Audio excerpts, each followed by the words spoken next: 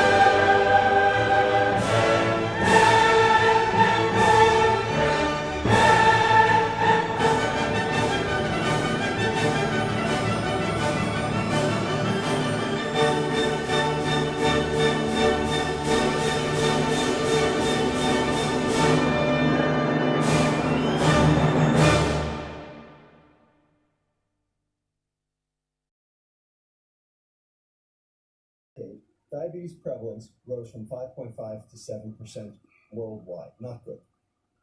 And here's the effects model. Sugar plus controls, plus period. Bottom line, remember that diamond that can't cross the identity line? Well, it doesn't. It's very significant. In fact, for every 100 calories, you increased your diabetes prevalence worldwide by 0.8%. And here's the adjusted association where you take all the factors into account between sugar availability and diabetes prevalence. Here's what you need to take home. This is the take-home slide. Only changes in sugar availability predicted those changes in diabetes prevalence worldwide. Only. If you consumed 150 calories extra per day in total calories, diabetes prevalence only went up by 0.1%. Nothing. But if those 150 calories happen to be a can of soda, diabetes prevalence went up 11-fold, 1.1%. And we're not consuming 1 can of soda per day, we're consuming 2.5.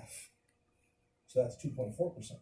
Given that American diabetes rates are 8.3%, that means that 26% of all diabetes in America today is due to sugar and sugar alone. Not due to obesity, not due to total calories, sugar and sugar alone. You want to do something, you want something actionable, you want something that's going to change how much money we spend so we can salvage Medicare? Here it is. And of course, our government is doing absolutely nothing.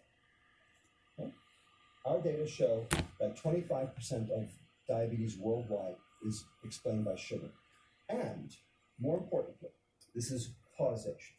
Because these data meet what's known as the Bradford Hill, the Austin-Bradford Hill criteria for what we call causal medical inference. Now, what does that mean?